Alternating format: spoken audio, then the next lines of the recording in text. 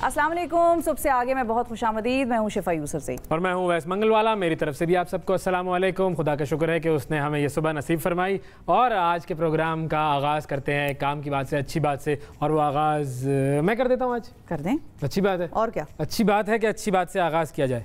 वैसे ही जो है ना वो हमारे यहाँ पर अच्छी बातों का फुकदान होता है। अच्छा, मैं एक मैं रिसर्च पढ़ रहा था और वो रिसर्च बड़ी इंटरेस्टिंग थी और उस रिसर्च में ये कहा गया था कि अपनी मौत के बारे में सोचना सेहत के लिए अच्छा है।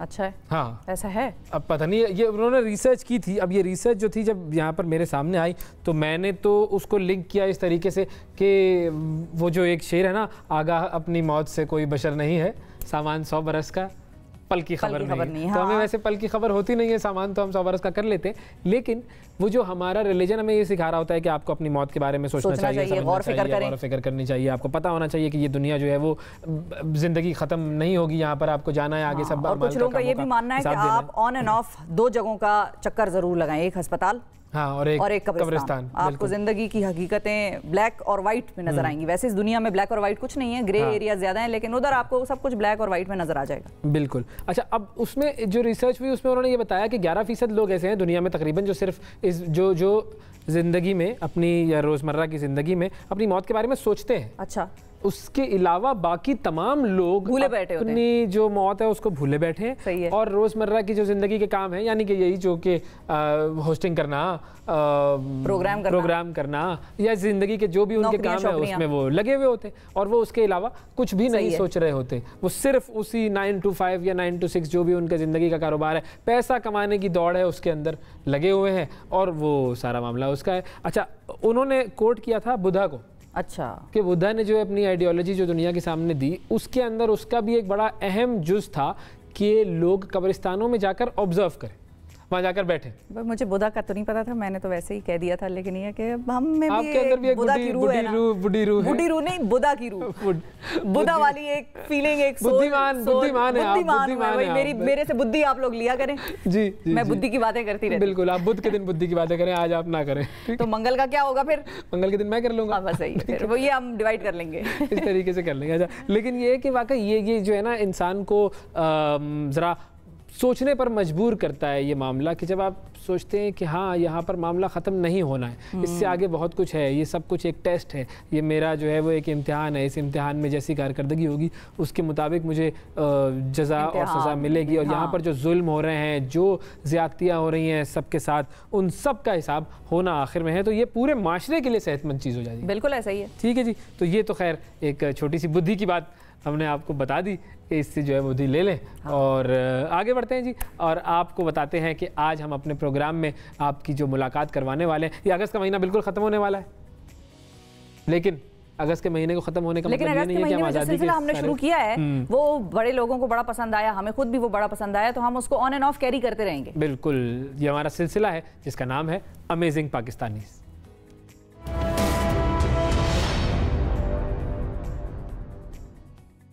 आज अमेजिंग पाकिस्तानी में हम आपकी मुलाकात करवा रहे हैं। आपने कुछ दिन पहले एक वीडियो देखी होगी, वो वीडियो दिखाते हैं ना लोग, वो वीडियो दिखाते हैं। वो वीडियो जो है उसमें आपको एक पुलिस वाला नजर आएगा और उस वीडियो में पुलिस वाले ने वो हरकत की कि जिसको इमरान खान साहब ने भी, वज़ीर आज़म साहब ने भी अप्रिशिएट किया। तो आपको ये वीडियो दिखाते हैं। सबसे पहले ये देखें, ये ट्रेन आ रही है और पुलिस वाला यहाँ पर खड़ा हुआ है। फुल स्क्रीन दिखा दें? हाँ, दिखा दें ताकि जो है वो सही तरीके से उसको नजर आ जाए, अच्छे तरीके से लोगों को। अच्छा, अब ये जो पुलिस वाला है ये क्या करेगा, इसकी नज़र पड़ेगी एक ऐसे शख्स पर जो कि गिर गया है और वो ट्रेन के नीचे आने वाला है, लेकिन कैसे उस शख्स ने फ़ौरन तेज़ी से आगे बढ़कर उस पुलिस वाले ने इसको निकाला और उसकी ज़िंदगी बचाई।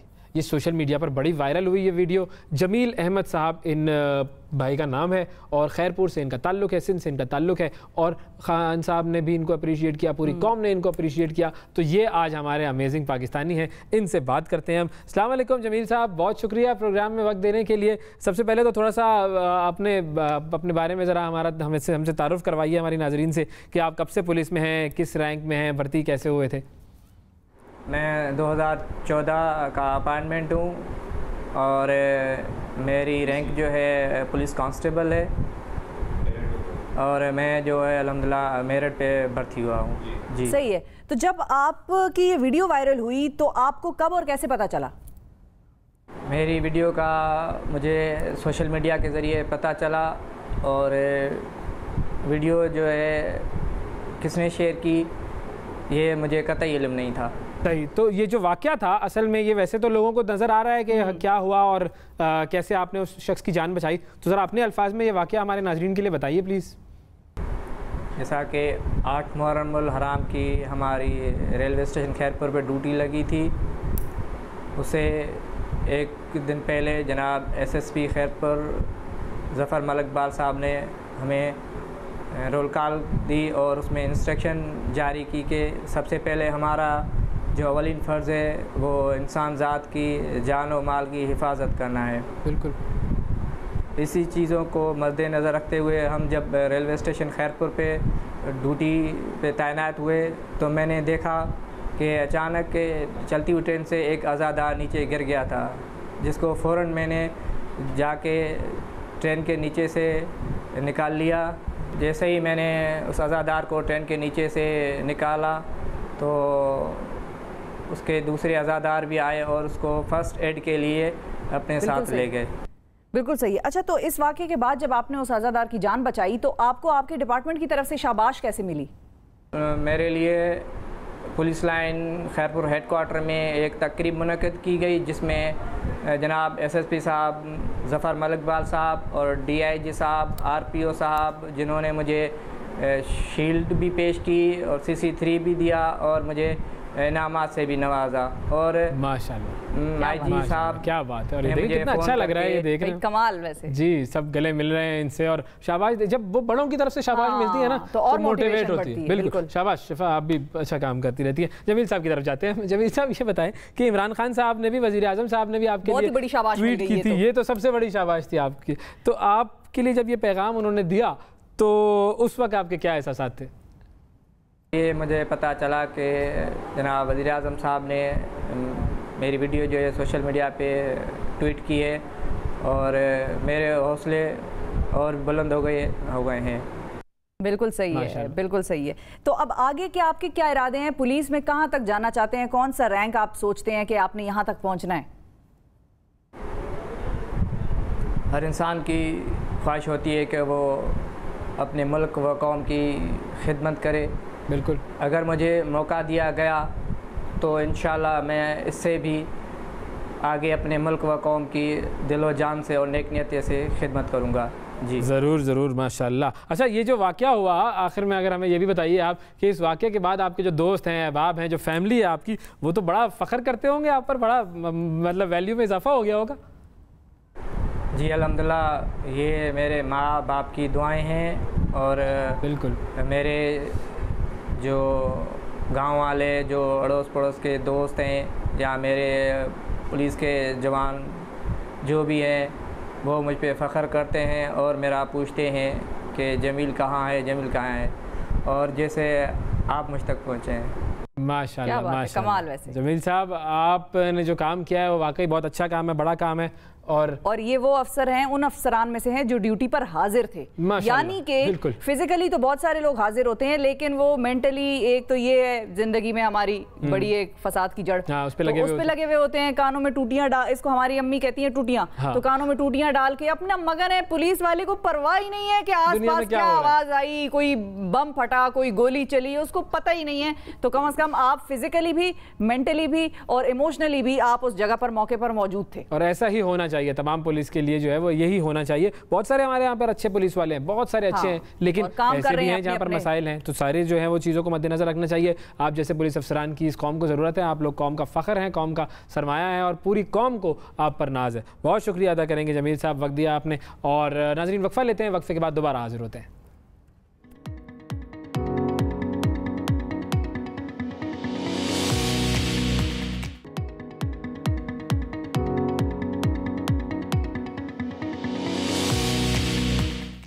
Welcome back to the program. नाजरीन, पिछले बड़े कुछ अरसे से हम ये देख रहे हैं कि हरासमेंट के जो इश्यूज़ हैं वो बड़े मंजरनामे पर आ रहे हैं और मीडिया भी बहुत ज़्यादा रिपोर्ट कर रहा है, लोग भी बड़े एक्टिव हुए हुए हैं और एक्टिविज़म एक चल रहा है। लेकिन हरासमेंट में एक और पहलू भी है और वो ये है कि इनहेरिटेंस, ख़वातीन को बहुत मरतबा इनहेरिटेंस, अपनी जो जायदाद है, जो ड्यू है, उनका राइट है, वो लेने में बहुत दुश्वारियां फेस करनी पड़ती हैं। और जब हम बात करते हैं पाकिस्तान तहरीक-ए-इंसाफ की हुकूमत के 3 सालों की, तो उसमें बहुत सारी कामयाबियां भी हुई, बहुत सारे प्लान्स हैं जो स्टिल अंडर इम्प्लीमेंटेशन या जिसको हम कहेंगे वर्क इन प्रोग्रेस है, और बहुत सारे ऐसे हैं जिन पे इम्प्लीमेंटेशन होनी है।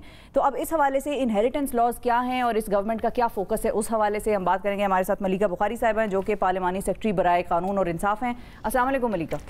कैसे? बहुत शुक्रिया मलिका वक्त निकालने का। इस एरिया को आप लोगों की गवर्नमेंट ने कितना टच किया है, कितना काम अभी तक हो चुका है हैरेसमेंट लॉज के हवाले से, सॉरी इनहेरिटेंस लॉज के हवाले से? थैंक यू वेरी मच शिफा। देखिए, ये एक बहुत ही अहम टॉपिक है जो ख़वातीन के विरासती हकूक़ का हसूल है। ये पाकिस्तान तहरीक-ए-इंसाफ के मंशूर का अहम जुज़ है। वज़ीर आज़म जब भी मदीना की रियासत के क़याम की बात करते हैं तो उसके ऊपर बेस जो निज़ाम है उसका सबसे अहम सतून जो है वो इंसाफ की फराहमी है कि इंसाफ फराहम किया जाए पाकिस्तान के आम आदमी को, ख़ुसूसन उन लोगों को जो वनरेबल हैं, जो वीक हैं, जिसके अंदर पाकिस्तान की ख़वातीन शामिल हैं, ख़वातीन और बच्चियां शामिल हैं।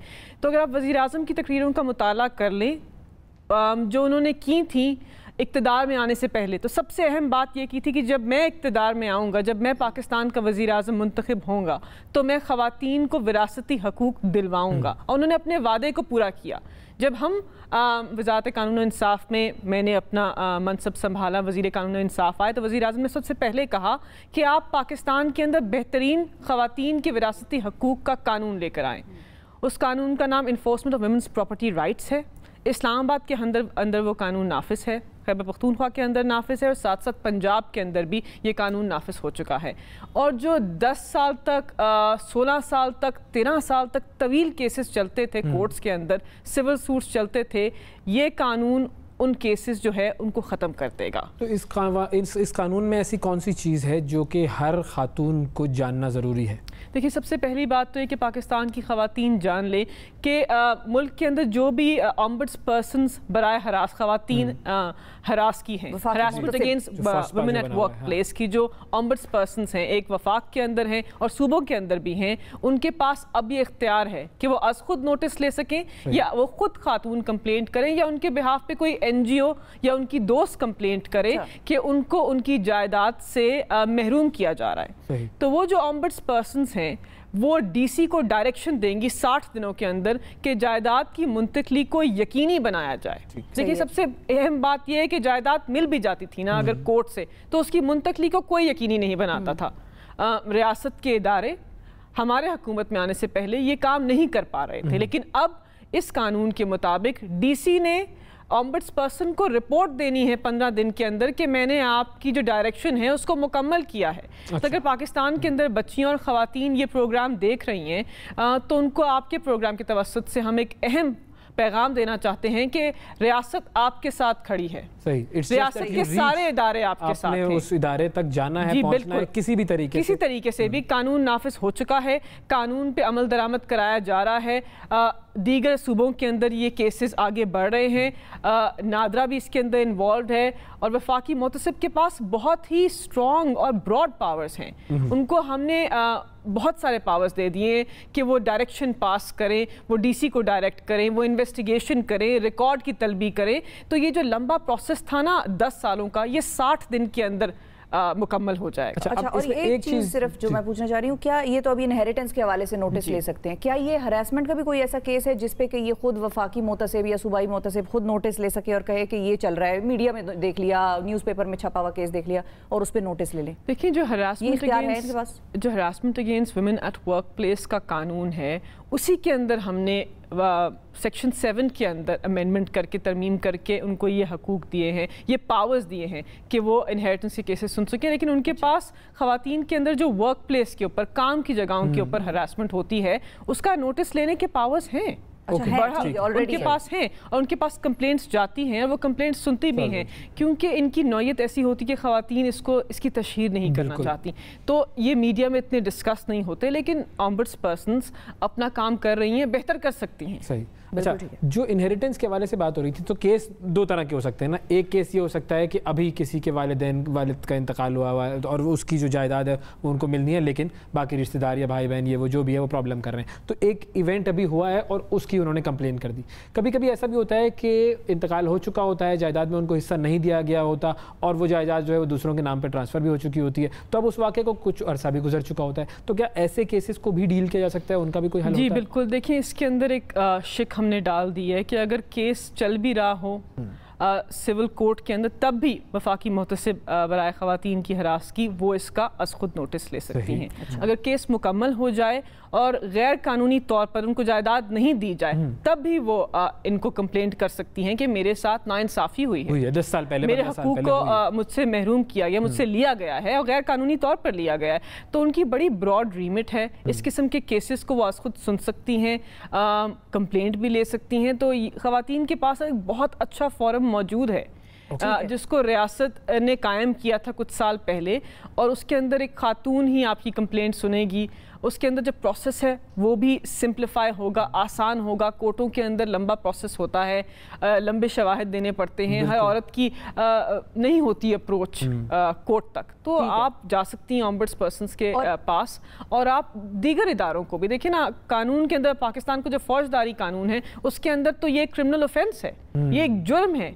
सेक्शन 498A ये कहता है कि ये एक जुर्म है कि आप खातून को बिल्कुल उसके विरासती हकूक से महरूम करें, तो FIR भी दर्ज हो सकती है। आप ऑम्बड्स पर्सन्स के पास भी जा सकती हैं और सिविल कोर्ट के अंदर भी केस, मतलब सारे मौके इंसाफ लेने के फराहम है। बस ये होता है कि जब डिले होता है, जब ताख़ीर होती है, जब justice delayed is justice denied, उससे और एक बड़ी अच्छी बलूचिस्तान हाई कोर्ट की जजमेंट आई है जिसको सब सराह रहे हैं, और उस जजमेंट के अंदर जो डायरेक्शन दे दी है ऑनरेबल जज साहब ने, वो आई थिंक काबिल सताइश है। मतलब उसकी जितनी तारीफ़ की जाए उतनी कम है। उस जजमेंट के अंदर बड़े डिटेल तरीके से बता दिया गया है कि कुरान पाक में ख़वातीन के विरासती हकूक किस तरह वाज़े तौर पर दर्ज हैं। तो सूरह निसा में लिख दिया गया है कि ख़वातीन के विरासती हकूक को महरूम जो करेगा वो दोज़ख की आग में जलेगा। मतलब कि आपके लेकिन दीन के अंदर ये लिख दिया गया, तो फिर आपने अगर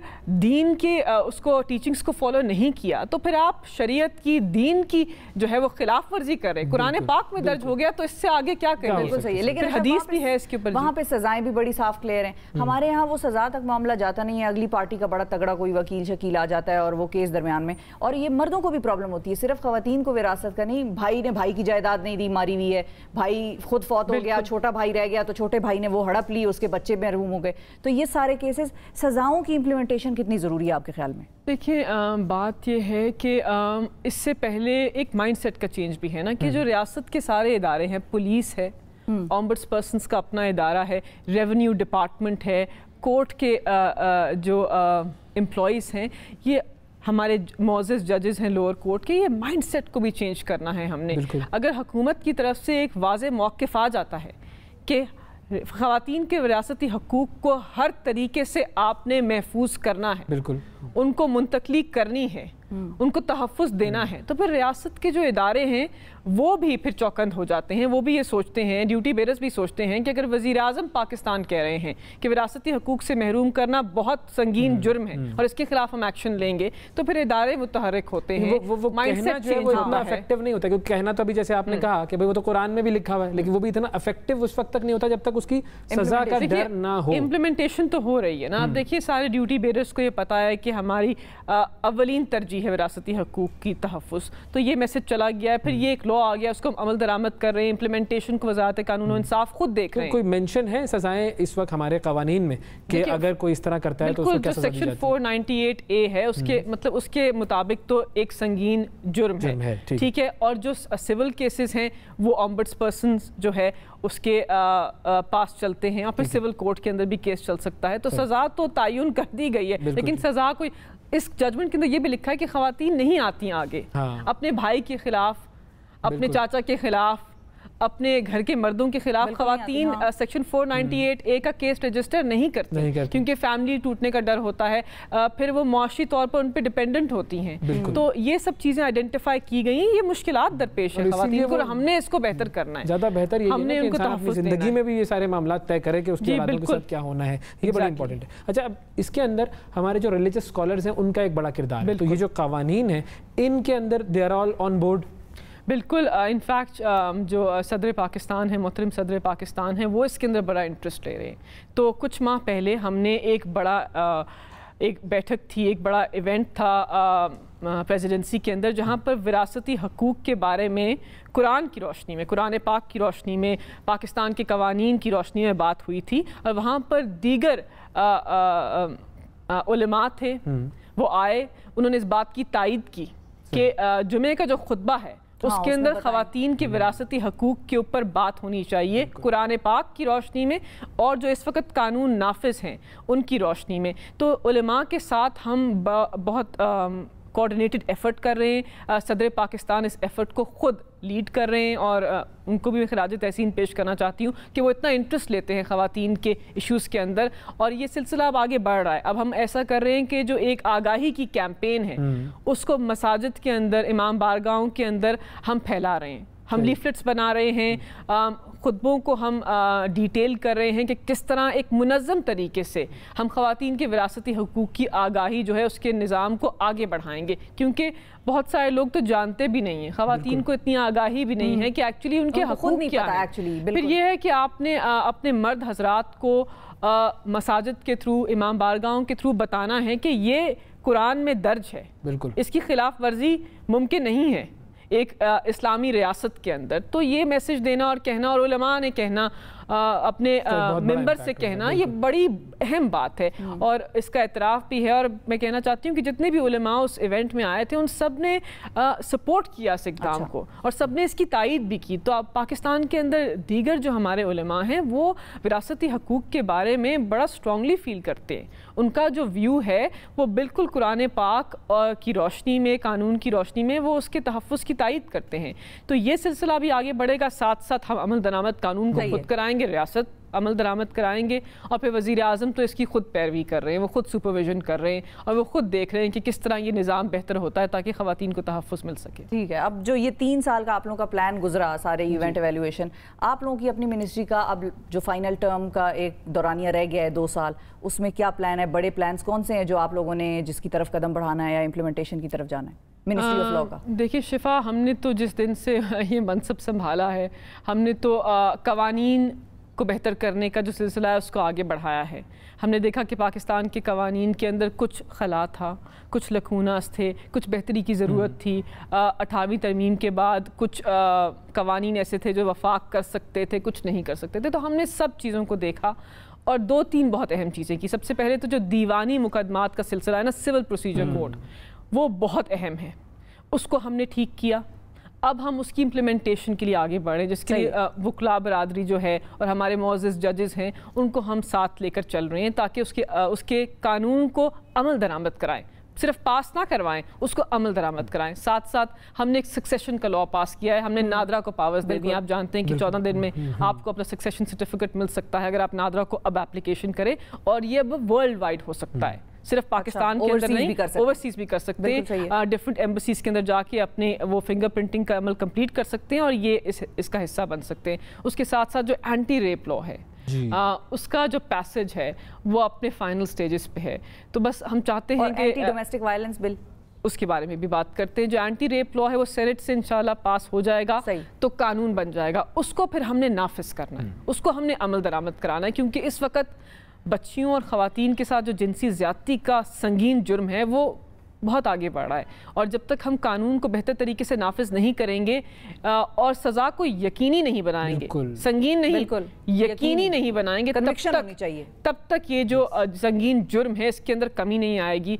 और साथ साथ जो डोमेस्टिक वायलेंस का बिल है, ऑफ कोर्स वो इस्लामिक नज़रियाती काउंसिल के पास है, वो इसको पाकिस्तान की आइन की रोशनी में, इस्लाम की रोशनी में, शरिया की रोशनी में देख रहे हैं। और जैसे ही वो हमें जवाब देंगे, हम चाहेंगे कि ये जो कानून है ये भी पास हो जाए, बिकॉज़ पाकिस्तान के दीगर सूबों के अंदर ये कानून है, सिंध के अंदर कानून है, खैबर पख्तूनख्वा के अंदर है। अच्छा। सिर्फ इस्लामाबाद पंजाब के अंदर है, सिर्फ इस्लामाबाद की हद तक ये कानून नाफिज नहीं है। तो जिस कानून के ऊपर उठा के डाल दें, फिर इसमें उसको इवैल्यूएशन करने की क्या जरूरत है? अगर वहाँ पर इम्प्लीमेंट हुआ या तो फिर वहाँ पर भी चेंजेस हो अगर इवैल्यूएशन। लेकिन हर कानून मुख्तलिफ है, बिकॉज डोमेस्टिक वायलेंस 18वीं तरमीम के बाद एक सूबाई सब्जेक्ट है, तो फिर हर सूबे ने अपने मुताबिक कानून नाफिज किया है। तो इस्लामाबाद कैपिटल टेरिटरी में वज़ीर इंसानी हकूक़ का बड़ा अच्छा कानून लेके आई है, लेकिन आपको पता है हमारी सोसाइटी में एक पोलराइज्ड डिबेट शुरू हो गई, और ये जमहूरियत का हुस्न है, बिल्कुल होनी चाहिए, इसमें कोई दो राय नहीं है। वो दूर हो जाएंगे। कानून आया है, नाफिज होना है, और दीगर आरा सामने आ रही है, पाकिस्तान के शहरी आपस में बात करना चाह रहे हैं, तो इसमें कोई गलत बात नहीं है। इस्लामी नज़रियाती काउंसिल देख लें कि कोई कुरान पाक की शरिया की कोई अहम जो शिक है उसके बरखिलाफ तो नहीं है। अगर नहीं है तो इंशाल्लाह कानून पास होगा, और इस्लामाबाद की हद तक रियासत यकीनी बनाएंगे कि ख़वातीन को डोमेस्टिक वायलेंस जो है उसका सामना ना करना पड़े। लेकिन सिर्फ कानून से नहीं ये हो सकता, ये अगेन एक माइंडसेट का चेंज है। बिकॉज हम डोमेस्टिक वायलेंस को एक घरेलू मसला समझते हैं, ये घरेलू मसला नहीं है, ये ह्यूमन राइट्स की वायलेशन है, ये एक संगीन जुर्म की वायलेशन है। और मैं आपको एक और बात भी बता दूं शिफा, कि डोमेस्टिक वायलेंस जो है ना, ये शुरुआत होती है बहुत सारे संगीन जराइम की, कि अगर आप औरत को थप्पड़ मार सकते हैं तो बाद में फिर आप रेप जैसा संगीन जुर्म भी कर सकते हैं, because rape is a crime of power, you know. तो ये जरूरी है कि हम पहले घरों के अंदर तशद्दुद को खत्म करें। वो मार कुटाई मर्डर तक जाती है, हमने नूर मुकद्दम केस देखा, आपने देखा कि वायलेंस अगेंस्ट वुमेन शुरू तो घर से, घरों में तहफ़्फ़ुज़ मिलेगा ख़वातीन को तो फिर बाहर भी तहफ़्फ़ुज़ मिल जाएगा। सही, बहुत शुक्रिया अदा करेंगे मलिका बुखारी साहब, वक्त दिया आपने। नाज़रीन वक्फा लेते हैं, वक्फे के बाद दोबारा हाजिर होते हैं।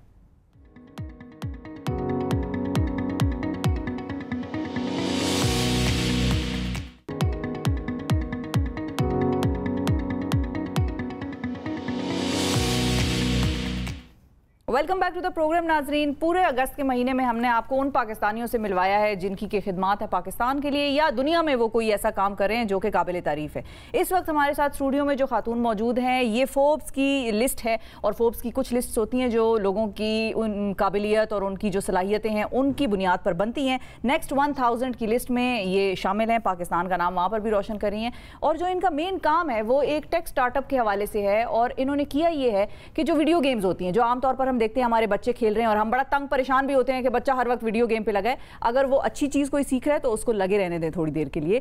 वो वीडियो गेम्स जिनसे कि ये आगाही फैलाती हैं मुआशरे में, लोगों को मुख्तलिफ प्रॉब्लम्स के बारे में बताती हैं, उनके सोल्यूशंस भी गालिबन ये बताती होंगी, ये इनका वीडियो गेम से पढ़ाई कर लो। क्या एक बच्चा पढ़ाई करने से भागने के लिए वीडियो गेम में जा रहा है, आप उसको कह रहे हैं वीडियो गेम में भी पढ़ाई कर लो। क्या जुल्म नहीं है बच्चों पर? वो एंटरटेनमेंट इस तरह से देती होंगी, आई थिंक कि वो बच्चा एंजॉय करता होगा। उन्हीं से पूछते हैं ये अवैस का एतराज ठीक है या मैं जो इसके लिए बहुत चीयर कर रही हूँ, मेरा ये चीयर करना ठीक है? मरियम नुसरत साहिबा, अस्सलाम वालेकुम। अस्सलाम वालेकुम शिफा, अस्सलाम वालेकुम। Thank you Mariam for joining us. Congratulations. Thank you so much for landing on this next 1000। बताइए ये है क्या मामला, ये क्या है, क्यों आपको इस लिस्ट में शामिल किया गया है, ये नेक्स्ट 1000 की लिस्ट में? सो फोर्ब्स की जो लिस्ट होती हैं, they usually they acknowledge and recognize जिन लोगों ने कुछ अचीव किया होता है, तो अल्लाह का शुक्र है उनको शायद ऐसा लगा कि हमने भी कुछ ऐसा यकीनन ऐसा लगा भाई, यकीनन। बेसिकली फोर्ब्स की नेक्स्ट 1000 एंटरप्रेन्योर्स की लिस्ट रिकॉग्नाइजेस एंड सेलिब्रेट्स कि अमेरिका के top 1000 entrepreneurs that according to them will change the face of America. उसमें से I was one of them. क्या बात? So it's और originally पाकिस्तान में आप कहाँ से हैं? मैं born in Quetta, raised in Islamabad. Masters in Lahore and then lived in Karachi. तो मैं तो पूरे पाकिस्तान में मैप कर दिया। ये तो आपने लोग इंटरनेशनल रिलेशंस पढ़ते हैं, आपने नेशनल रिलेशंस पढ़ा है। Exactly, national relations. Quetta, Islamabad, Lahore और कराची सबका कॉम्बिनेशन, वैसे ऑल ओवर पाकिस्तान। और फिर उसके बाद फिर वो वाशिंगटन डीसी, फिर वो वाशिंगटन। तो आपने जो कंपनी बनाई वो वाशिंगटन में ही बनाई? एग्जैक्टली। तो मैं अपना सेकंड मास्टर्स डिग्री कर रही थी इन जॉर्ज वाशिंगटन। अच्छा। I am also I been working at the World Bank, तो साइमल्टेनियसली आई वाज स्टडीइंग। और मुझे जो अवैस जो आपका गिला है कि पढ़ाई जो है वो एक तरफ पढ़ाई है, लेकिन वीडियो गेम्स में मज़ा आता है, पढ़ाई is often boring. I've worked across 22 different countries education में, 22 मुल्कों में मैंने ministers of education के सामने बैठ के मैंने उनसे बात की है और एक ही मसला आता है, learning is boring. बिल्कुल सही है। अच्छा मेरे सामने तो एक और मसला भी आ गया। बता दे। मतलब इतनी ज्यादा अचीवमेंट जब कोई बता रहा होता है ना, खामखा बेइज्जती सी महसूस होती है कि ये देखिए मतलब इतनी ज्यादा अचीवमेंट माशाल्लाह ग्रेट नहीं बढ़ाएं इंस्पायर करें लोगों को, हम जैसों को। तो अब आते हैं हम कि जी ये जो आपका जो startup this was about making learning interesting through games. Absolutely, exactly. So think about it. I mean, SimCity एक गेम है, बचपन से, right? Remember मैं चिपक जाते हैं आप उसके साथ। चिपक जाते हैं, but what you don't realize is you're learning about urban planning, cities कैसे बनानी है, urban planning कैसे करनी है, without knowing that you're doing that, right? वो उसी में बनाते रहते हैं ना, वो बच्चे बाहर निकलते कुछ अच्छा इस पे लिखवा दें, बच्चे ना देखें, ऐसा ना हो बच्चे इंस्पायर होकर फौरन ही गेम खेलना शुरू हो जाए। But actually ये हो रहा है, पूरी दुनिया में मैथ की गेम्स हैं, इंग्लिश की गेम्स हैं, you know, it's like history की गेम्स हैं जो कि यूज हो रही हैं, लेकिन ये गेम्स बहुत महंगी हैं। Right? When I came into this field, I realized कि पाकिस्तान में गेम डेवलपमेंट टैलेंट है हमारे पास जो यूज नहीं हो रहा। मैं अमेरिका में बैठी थी, मेरी टीम पाकिस्तान में है, we've been using the game development talent here, तो we've brought down the cost of video game development by 1/10. And उसने हमें अलाउ किया है to partner with organizations, Georgetown University, USAID, George Mason University, UNICEF.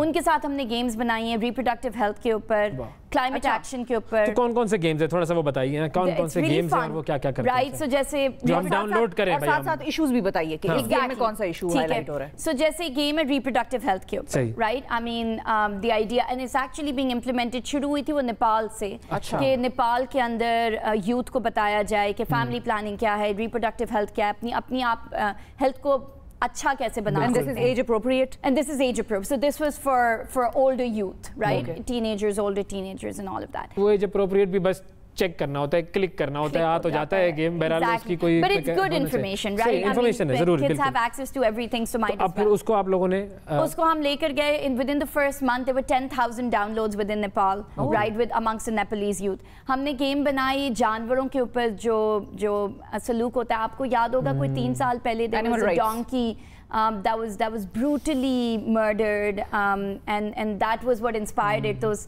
Game के अंदर वो donkey is the hero, and वो donkey आपको raise awareness देता है कि animal cruelty की जगह अगर आप animal care करें तो वो कैसे होता है। और ये क्या नाम है इस गेम का? इस गेम का नाम है Critter Needs, the needs of critters.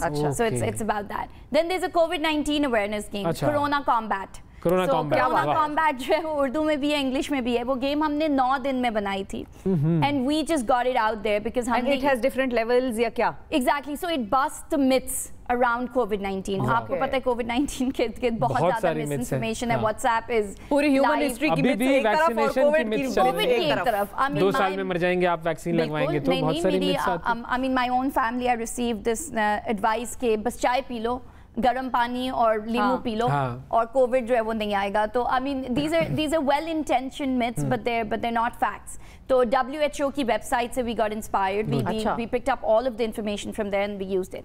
लेकिन अब जो हम जिस चीज़ पे काम करें, that's the most exciting and that's what got us into Forbes, is कि ना सिर्फ हम गेम्स बनाएंगे, we have now empowered the normal youth, so everyone who's watching can make their own video games without any coding, without any design skills. तो अगर शिफा आपने video game बनानी है, you can actually make your own video game in 30 minutes. जो भी topic आप चाहते हैं। इसके लिए तो MIT वालों ने भी एक प्लेटफॉर्म बनाया हुआ था ना गेम डेवलपमेंट के लिए। Exactly, but that was entertainment, right? So imagine एक प्लेटफॉर्म्स आपकी टेक्नोलॉजी में चल रहा है, no code, the movement of no code, $187 billion by 2025. On the other hand, you have video games, serious video games. We are the only company जो overlap कर रहा है in 2 markets. So it's entertainment plus plus no code. So you can make your own purposeful video games. You can make your, so एक teacher है, वो एक math का quiz है, 10 सवालों का क्विज है, उसका गेम बना दे, वो उसका वीडियो गेम बना दे। आप खुद ही सोचें। So this is your own platform that you have created. Platform. It's called Breshna, which Shifa, as you may know, Breshna means lightning in the Pashto language. So the idea is video games at lightning speed. So video games at Breshna speed. एक आप बनाए Pashtun culture पे game. बिल्कुल, तो मैं और आप खुद ही बनाते हैं, हम ब्रेशना के ऊपर और क्या? ये ब्रेशना से ही मुझे ये थॉट इंस्पायर हुई हूँ मैं, और ये पश्तून कल्चर पे बनाए और पाकिस्तान पे, मतलब ये Pakistani history 10 facts if you can tell about Pakistan. Absolutely. So we actually did a game jam. Someone did 10 facts about Islam, the religion of Islam. It's so misunderstood, right? You can do Islamophobia.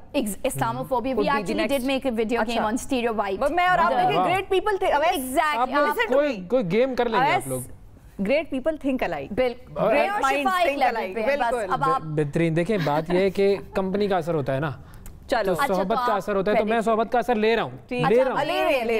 Misunderstood man are misunderstood. इस पे भी game बनाए. ये भी है वैसे वाकई. आप भी हैं मिसअंडरस्टूड. फेमिनिज्म पे बन सकती है वैसे गेम. Feminism is absolutely. लेकिन great idea. So I mean the whole idea is there's 1 billion players of video games around the world, but सिर्फ 200,000 people making video games. अच्छा एक और चीज जो मैं पूछना चाहूँगा वो ये कि गेम बनाना बहुत इंटरेस्टिंग बात है कि उस गेम के अंदर एजुकेशन को नॉलेज को इनकॉर्पोरेट करना वेरी इंपॉर्टेंट. बट गेम बनाने के लिए क्योंकि बहुत सारे जब बच्चे देख रहे होते हैं ना वो फिर अपने माँ बाप से कहते हैं देखा हम तो सही गेम खेल रहे थे और हमें तो अब गेम खेलना ही है. तो हमें ये भी पता है कि गेम्स एडिक्टिव भी होते हैं. गेम्स के प्रॉब्लम्स भी होते हैं. तो एक तो इस पर थोड़ा सा हाईलाइट कीजिए कि क्या प्रॉब्लम्स आते हैं और दूसरा ये कि गेम्स बनाने के लिए बच्चों को कितना पढ़ने की और क्या चीज़ सीखने की जरूरत है. मतलब what should they know. So I'll answer the second question first because so the beauty of this platform and ये हमारे लिए this was very important.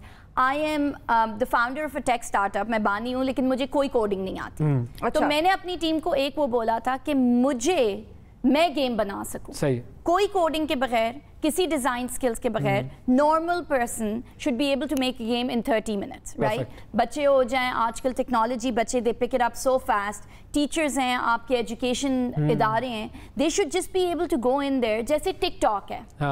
Imagine TikTok for video games. Imagine Canva for video games. That's the whole idea. बिल्कुल. Now वैसे बात करते हैं जो आप बात कर रहे हैं. But then मैं कह रहा हूँ कि children who want to make games or who want to become developers like the developers who are working for you, they are educated people who've studied coding, who've studied like everything in depth, and now they are enabling other people to do it without coding. Exactly. So that knowledge is required. So no code builds on the foundation of coding, right? You cannot build a no-code platform without knowing how to code, right? But I think what no-code does is, this is what at Grid we're about breaking barriers, right?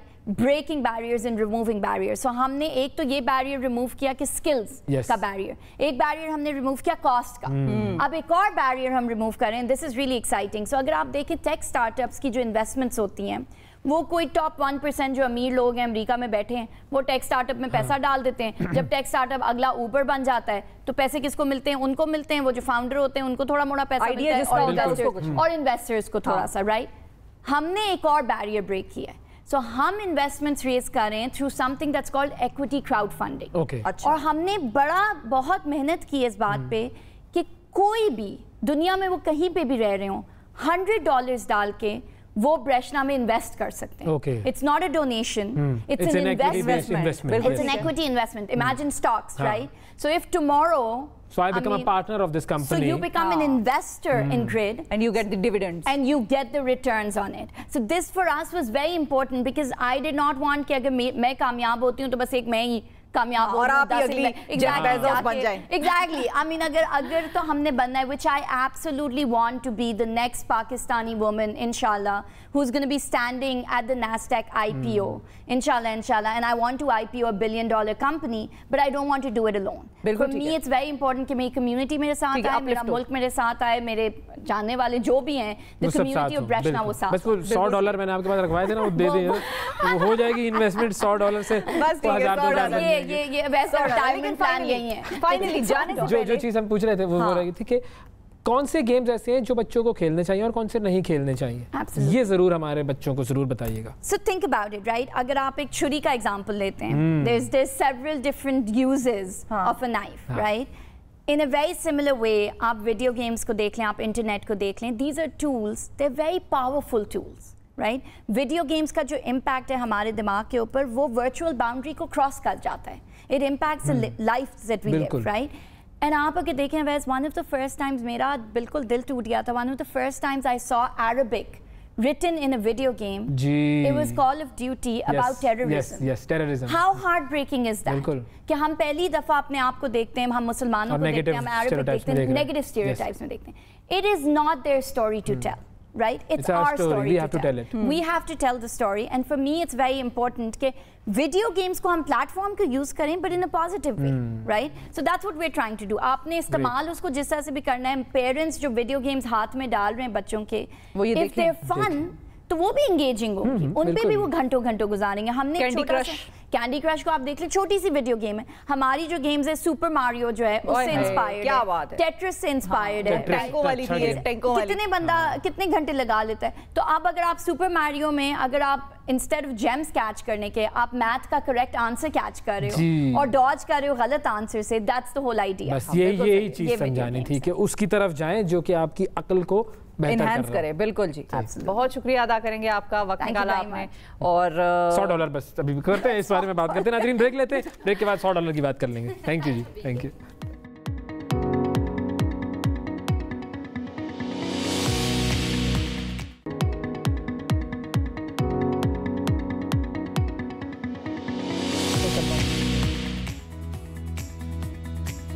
Welcome back. सबसे आगे में एक मरतबा फिर खुशामदीद. अब आपको कुछ ज़रा स्टोरीज़ की तरफ लेकर चलते हैं. दुनिया भर से जो हमारी टीम जमा करती है, मेहनत करके, कोशिश करके, मुशक्क़त करके और फिर आपके सामने हम लाकर पेश कर देते हैं. तो हमारा तो कोई काम नहीं है, सारा काम जो है हमारी टीम का काम. और क्या. तो अब आपको बताते हैं, कुत्ते की एक कहानी से आगाज़ करते हैं. और एक कुत्ता जो कि इतना ज़्यादा मोटा था, जो कि वो ओबेसिटी का शिकार था और खड़ा भी नहीं हो सकता था, उसकी ट्रांसफॉर्मेशन हुई. और कैसे हुई?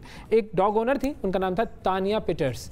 उन्होंने जो है वो तकरीबन यूँ कह लीजिए कि ये कुत्ता था, उसका नाम था टॉमी. टॉमी को जो है वो उन्होंने गोद लिया. और जब गोद लिया और अपनी वालिदा से लिया, बिल्कुल बिल्कुल अपनी वालिदा से उन्होंने जो है वो गोद लिया. और जो उनका डायग्नोसिस हुआ था अल्जाइमर का. अल्जाइमर जो है, वालिदा जो थी उनको अल्जाइमर था. तो अल्जाइमर में आपको क्या होता है, भूल जाते हैं. डिमेंशिया की एक टाइप है. बिल्कुल. अब अल्जाइमर जो है उससे आपको पता चल जाता है कि जी आप जो है वो चीज़ें जो है वो भूल गए हैं. और आपने फॉर एग्जांपल अगर कुत्ते को खाना खिलाया तो आपको नहीं याद है कि मैंने खाना खिलाया. अब आप कुत्ते को बार बार खाना खिला रहे हैं, या कभी ऐसा होगा कि जी नहीं खिला रहे. और देखें कुत्ता को भी देखें कि वो भी बार बार खा रहा है. मतलब अंदाजा लगाएं भाई, हर चीज अगर तूने खानी ही है, कुत्ता ना हो गया. बिल्कुल. तो कुत्ते का वजन हो गया था कोई तकरीबन 13.5 किलोग्राम. और वो इतना मोटा हो गया था कि वो अपने पैरों पर खड़ा नहीं हो सकता था. और उसके बाद मतलब ये जो ओवरवेट था उसकी वजह से वो कोलैप्स कर जाता था, क्योंकि उसके जो पाँव थे, जो लेग्स थे उसके, वो उसको सपोर्ट ही नहीं कर सकते थे. तो तानिया जो थी, जो डॉग ओनर थी, उसने ये कहा कि मुझे ये बताया गया कि वो एक ऐसा ओवरवेट ह्यूमन बीइंग है जो कि बस अपने हार्ट अटैक का इंतजार कर रहा है, क्योंकि ओबेसिटी की वजह से हार्ट अटैक हो जाता है. अब उसके बाद उन्होंने ये किया कि इस कुत्ते की कंट्रोल की डाइट, 4 महीने तक डाइट कंट्रोल किया इसका, और उसको लगाया एक्सरसाइज पर. और फिर उसके बाद जो ये ट्रांसफॉर्मेशन हुई है, ये आपके सामने आई है. 9 kg हो गया इसका वजन. और अब जो है वो ये खेल कूद रहा है. ये मकसद बताने का क्या है कि हम लोग बहुत मरतबा ऐसी चीज़ें कर रहे होते. एक तो खैर इनका तो अल्जाइमर वाला मसला था, जिसकी वजह से जो खातून है वो इनको ज़्यादा खाना खिला रही थी. लेकिन हम इंसान अपनी सेहत की तरफ क्या तवज्जो देते हैं, और हमें लगता है कि कुछ भी नहीं हो सकता.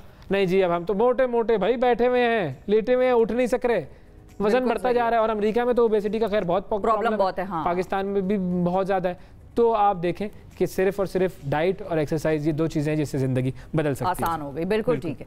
अच्छा, एक और बड़ी मज़ेदार वीडियो है, और नन्हा माली है, नन्हा सा माली है, छोटा सा नन्हा मुन्ना सा बच्चा है, वो पानी दे रहा है, पाइप के साथ वो खेल रहा है. ये वीडियो मुझे पसंद इसलिए आई कि उस बच्चे की आप सिर्फ जो कैफियत है इस वक्त वो आप देखें, एक्सप्रेशन, वो करना क्या चाह रहा है.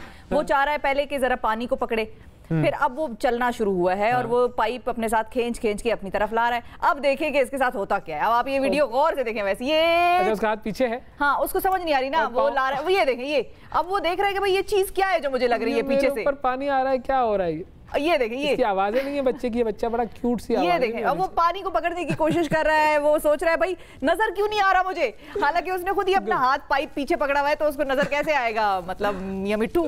तो वो जो है, ये देखें, ये बेचारा जो है, अल्लाह अकबर, क्या ये देखें बच्चों के ऊपर जुल्म हो रहा है. उसके ऊपर पानी से वो बेचारा नहा रहा है, और जो वीडियो बना रहे बड़ा एंजॉय भी कर रहे हैं. वो तो एंजॉय कर रहे हैं. बच्चे की क्या कैफियत होगी ये आप सोचें भाई. बस बच्चे ने तो भाई इट मेड माय डे. तो मैंने कहा भाई नाजरीन को हम ये वीडियो जरूर दिखाएंगे एट एनी कॉस्ट.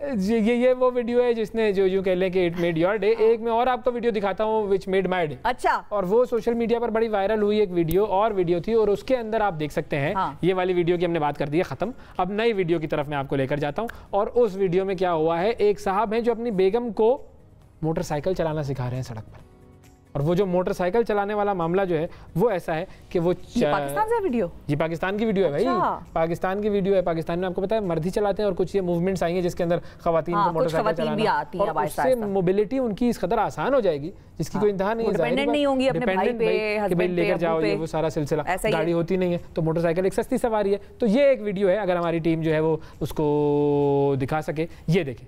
बच्चे भी जो है ना अम्मी के दौड़ रहे हैं कि हाँ जी अम्मी हमारी मोटरसाइकिल सीख रही है, जबरदस्त। तो यानी कि अब्बू सिखा रहे हैं और ये पॉजिटिव बात है जिसने भी ये वीडियो बनाई और तो दूर से ना फुल स्क्रीन दिखा दें, गुड, फुल स्क्रीन दिखाएं ताकि आवाम को नजर आए पूरी स्क्रीन पे। पसंद आई मुझे ये वीडियो, ये देखें, ये जो है वो वीडियो में आपको नजर आ रहा है कि वो सिखा रहे हैं उनको मोटरसाइकिल चलाना और उनकी जो एम्पावरमेंट में इजाफा कर रहे हैं। क्या बात है, जबरदस्त, गुड, वापस आ जाए, क्या बात है।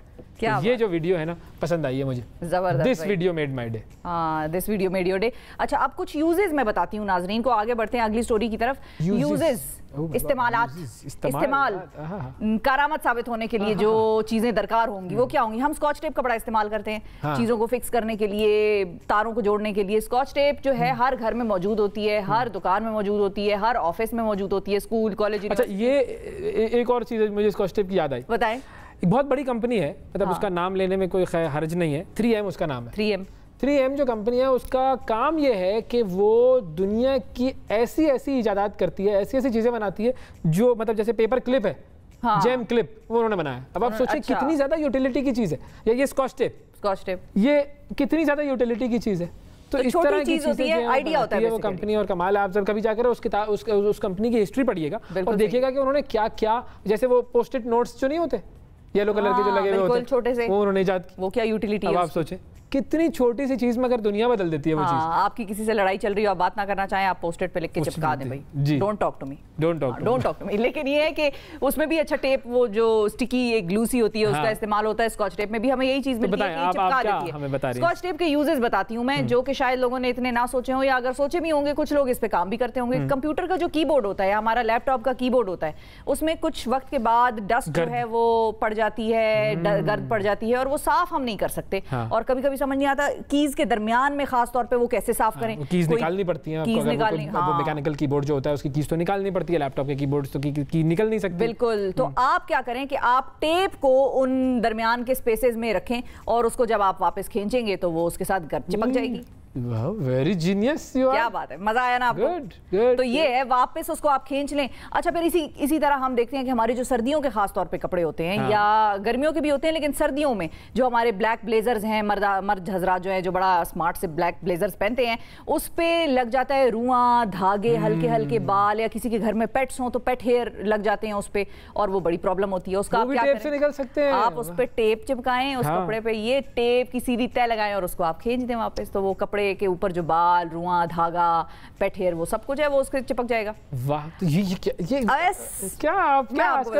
पढ़ रही हूँ? बस मैं पढ़ रही हूँ मुख्तलिफ चीजें, और कहाँ से मैं पढ़ के नाज़रीन के लिए इंफॉर्मेशन लेके आती हूँ। टेप के इस्तेमाल पे ग्लास टूट जाते हैं, घरों में बच्चे हों या इवन बड़ों से भी ग्लास टूट जाते हैं, कांच टूट जाता है, शीशा जो है वो। अच्छा, और फिर डर लगता है कि जमीन पे पाँव से, घर में छोटे बच्चे हैं वो भागेंगे दौड़ेंगे, वो पाँव से जख्मी हो सकता है। क्या कहाँ पर अगर कहीं किसी जगह पर ग्लास टूटा है, कोई शीशा वीशा टूटा है, तो आप उस जगह को वैसे तो साफ कर लेंगे, बड़े टुकड़े आपको नजर आ जाएंगे तो वो आप हाथ से उठा लेंगे, या वो जो उठाने वाली चीज होती है आप उससे उठा लेंगे। लेकिन जो छोटे छोटे टुकड़े होते हैं जिसको हम कहते हैं जर्रात, या वो कहते हैं ना किरची हो गया ये ग्लास, तो वो जो किरचियां है ना, वो किरचियां आप उठाएं टेप से, आप उस जगह पे टेप चिपकाएं और आप उस टेप को उठाएंगे तो ये देखें ये किरचियां आपको मिल गई। वेरी गुड, हाउ इंटेलिजेंट है ना। वैसे कभी सोचा भी नहीं था कि जिस भी बंदे ने ये बताई है ना बातें, सैल्यूट है भाई उसको।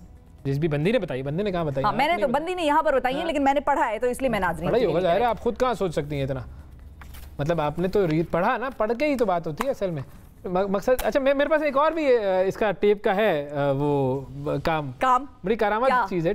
टेप को आप चीजें चिपकाने के लिए भी इस्तेमाल कर सकते हैं। हाँ, तस्वीरें हमारे एडिटर ने निकाली नहीं है, वो दरअसल देखता होगा ना, ज़ाहिर है बेगम को देखता होगा कि वो लाइनर लगा रही है, तो ये भी एक यूज है। बिल्कुल, अच्छा, टेप लगा दें, वो विंग डाई लाइनर इसको कहते हैं, विंग बनाना, आंख के बाहर थोड़ा सा लाइनर निकालना, तो उसके लिए आप टेप लगाएं इधर ऐसे, और आप वो जब लाइनर लगाएंगे तो वो टेप के ऊपर ही जाएगा, नीचे वाली जगह गंदी नहीं होगी। आप खवातीन हो और टेप के बारे में किसी चीज के फायदे बता रही हो और मेकअप ना आए तो ये भी नहीं हो सकता। ये हमारे जो एडिटर साहब हैं वो जो है ना बेगम को काफी ऑब्जर्व करते हैं। गुड, अपनी बेगम को ऑब्जर्व करना।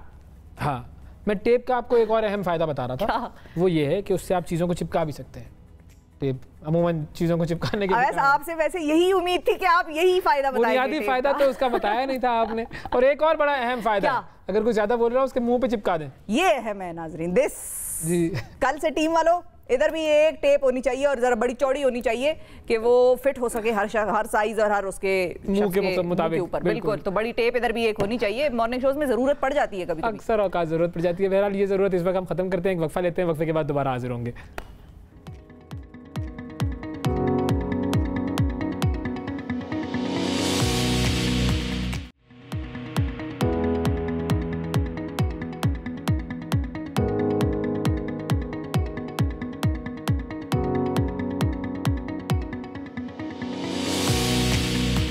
Welcome back to the program नाजरीन। अब आपको लेकर चलते हैं कहाँ पर ओवैस? कहाँ, कौन से म्यूजियम की हमने सैर की थी और किसके साथ की थी, ये जरा बताइए ना आवाम को। आज़ादी म्यूजियम जिसको हम कह लें, आज़ादी म्यूजियम कह लें, पाकिस्तान आज़ादी म्यूजियम कह लें, हाँ कुछ भी कह लें, लेकिन इस्लामाबाद की शक्करपड़ियाँ पर एक बड़ा खूबसूरत आज़ादी म्यूजियम है। और उस आज़ादी म्यूजियम को आज़ादी कहने का मकसद इसलिए हम इस्तेमाल करेंगे ये वर्ड, क्योंकि उसमें आपके प्री पार्टीशन, पार्टीशन और पोस्ट पार्टीशन सारे अदवार को बड़े खूबसूरत तरीके से वहां पर दिखाया गया। बिल्कुल। और ये जो हमारी सैर थी, या जो हमारा जो जानने का ये सफ़र था, बहुत सारे लोग गए नहीं हैं, ये था जी जनाब फ़ारूक हबीब साहब के साथ। और फ़ारूक हबीब साहब जो है वो हमने उनके साथ वहाँ पर मुलाकात की। फ़ारूक साहब ने हमें वो म्यूज़ियम घुमाया भी और हिस्ट्री के बारे में बताया भी। बिल्कुल। तो अब हम आपको भी बताते हैं कि जब हम वहाँ गए तो वहाँ पर क्या हुआ। हमारे पीछे आप देख सकते हैं पाकिस्तान मॉन्यूमेंट, बड़ा सेलिब्रेटेड किस्म का ये मॉन्यूमेंट है और बड़े अरसे बाद पाकिस्तान में कोई इतने बड़े लेवल का मॉन्यूमेंट बना। लेकिन इस मॉन्यूमेंट की ख़ास बात ये है कि इस मॉन्यूमेंट के साथ एक बड़ा ज़बरदस्त एक और बड़ी अहम जगह है, टूरिस्ट डेस्टिनेशन भी हम उसको कहते हैं, पाकिस्तान मॉन्यूमेंट म्यूज़ियम। और ये जो पाकिस्तान मॉन्यूमेंट म्यूज़ियम है, इसमें हर एक को जाना चाहिए, अपने घर वालों को साथ लेकर जाना चाहिए, क्योंकि जब आप इस म्यूज़ियम में जाते हैं और इस म्यूज़ियम को देखते हैं तो आपको तारीख़ पाकिस्तान, बल्कि यूँ कह लीजिए कि ये जो इस पूरे ख़ित्ते की तारीख़ है, बर्र-ए-सग़ीर की तारीख़, वो आपके सामने आ जाती है। और आपको ये पता लगता है कि कैसे कायद-ए-आज़म ने, कैसे अल्लामा इकबाल ने और कैसे उनके साथियों ने ये वतन हमारे लिए बनाने के लिए जिद्दोजहद की। वो पूरी जिद्दोजहद आपको एक एक लम्हा यहाँ पर मिल जाता है। और स्टैच्यूज़ की मदद से आपको इन्फॉर्मेशन मिलती है, विजुअल्स की मदद से आपको इन्फॉर्मेशन मिलती है, टेक्स्ट जो लिखा हुआ है उसकी मदद से आपको इन्फॉर्मेशन मिलती है। तो तहरीक पाकिस्तान के बारे में जो कुछ आप इस म्यूज़ियम में जान सकते हैं वो और कहीं नहीं जान सकते। बिल्कुल। और मरहलावार बताया गया, यानी कि प्री पार्टीशन का दौर भी बताया गया है, फिर पार्टीशन का दौर भी बताया गया है और फिर पोस्ट पार्टीशन के हवाले से भी बताया गया है। जितने किरदार अहम थे उस जद्दोजहद में, तहरीक आज़ादी में, उन तमाम के बारे में यहाँ पर आपको इन्फॉर्मेशन मिलेगी। तो हम भी अंदर जाते हैं, आप भी हमारे साथ अंदर चलिए। और एक ख़ास मेहमान उन्होंने भी आना है, उनसे भी बातें होती रहेंगी और ये म्यूज़ियम ये भी देखते हैं और पाकिस्तान की तहरीक के बारे में जानते हैं। चलो।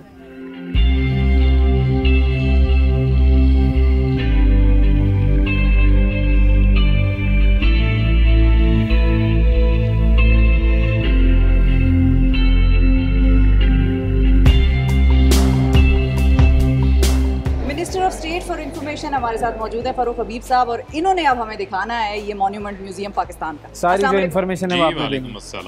पहले आए हैं आप? पहले मैं आया हूँ यहाँ पे। पहले यहाँ पर एक चाइनीज़ डेलीगेशन आया था, उनकी कम्युनिस्ट पार्टी के सीनियर वाइस प्रेसिडेंट थे, उनके साथ यहाँ मैं आया था उन्हें लेकर और दिखाने के हवाले से जो पाकिस्तान की पूरी एक हिस्ट्री है कि जहाँ से ये सब कॉन्टिनेंट से सिलसिला स्टार्ट हुआ और किस अंदाज से फिर जो है वो सर सैयद अली ख़ान के ज़माने से स्ट्रगल का आगाज़ हुआ, फिर उसको कायद-ए-आज़म मोहम्मद अली जिन्ना और अल्लामा इकबाल ने जिस अंदाज से उसको कैरी किया, तो वो सारी हिस्ट्री जो है वो यहाँ पर मौजूद है। अभी आपको दिखाते हैं। आ जाएं, बस फिर आगाज़ करते हैं।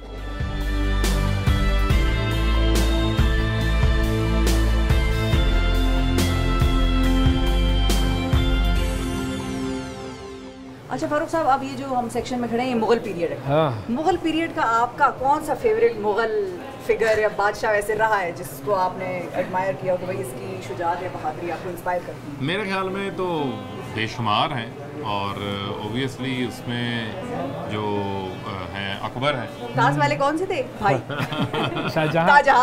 ताजमहल वाले। ताजमहल वाले तो जो है वो शाहजहां थे। और मेरे ख्याल में जो मुग़ल जो जिनको हम मुग़ल आज़म जो है उनको कहते हैं अकबर, उनका मैं समझता हूँ कि बड़ा इसके अंदर एक बड़ा किरदार है, और उसमें इसी तरीके से जो है वो बाबर जो है वो जो उनका भी काफ़ी उस हवाले से, वो शुजात के हवाले से जो है वो काफ़ी ज़्यादा जाने जाते हैं। तो ये एक मुसलमानों का हुकूमत का वो टाइम है बरसगीर का, जहाँ पर इन्होंने उस वक्त हुकूमत की।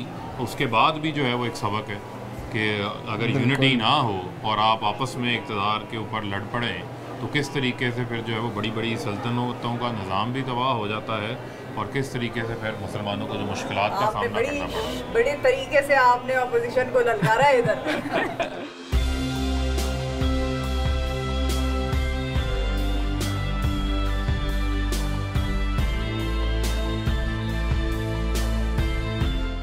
अच्छा जी, ये हम पहुंच गए हैं जंग आज़ादी पर। देखिए, ये बड़ा ज़बरदस्त इन्होंने एक इसको एक सीक्वेंस के अंदर ये तमाम चीज़ें बनाई हैं, और ये आपके इल्म में होगा कि जंग आज़ादी 1857 में अंग्रेज़ों के ख़िलाफ़ जो है वो बरसगीर में वहाँ पर लड़ी गई थी, और ये उसके मनाज़र हैं। और उस वक्त लोग ऑर्गेनाइज होके इसके ख़िलाफ़ जो है वो उसका जो अंग्रेज़ों का वहाँ पर अमल दखल था उसके ख़िलाफ़ इन्होंने सर उठाया था। लेकिन ओबियसली उस वक्त कुछ कमियां भी थी, यूनिटी का भी फ़र्क था, लेकिन उसको जिस तरीके से फिर आगे रिवाइव किया सर सैयद अली ख़ान ने, वो भी फिर आपके सामने जो है वो हम रखते हैं कि ये एरा जो है वो शुरू होता है, और जो अलीगढ़ का जो क़याम है वो आता है, और जो वहाँ पर हमारे जो मुसलमान थे उनको तालीम के हवाले से, और ख़ास तौर के ऊपर आपको पता है कि जो अंग्रेज़ी सीखने के हवाले से उस वक्त बहुत ज़्यादा इनके ऊपर एक तनकीद हो रही थी, लेकिन ये कह रहे थे कि आप ये इल्म सीखेंगे तो आप इनका मुकाबला करेंगे। तो मैं समझता हूँ कि उस वक्त एक ऐसा विजन लेकर आए थे जो कि एक वाइब्रेंसी जिसने मुसलमानों के अंदर जो है वो क्रिएट की, और उनको आगे बढ़ने के हवाले से एक नई तहरीक सर सैयद अली ख़ान ने जो है वो पैदा की। ये बड़ा इंटरेस्टिंग है। कॉलेज, फिर कॉलेज से यूनिवर्सिटी, हर पोर्शन में ये जो डिटेल लिखी हुई है ये बड़ी इंटरेस्टिंग है। अब यहाँ पे पूरा सर सैयद अहमद ख़ान का पूरा डिटेल दी हुई है कि ये कब पैदा हुए, कब इनका इंतकाल हुआ, और इनकी जो यूनिवर्सिटी थी, किताबें थी, ये सारी डिटेल है। कोई भी आएगा तो उसे सारी चीज़ें यहाँ पर पता लगेंगी।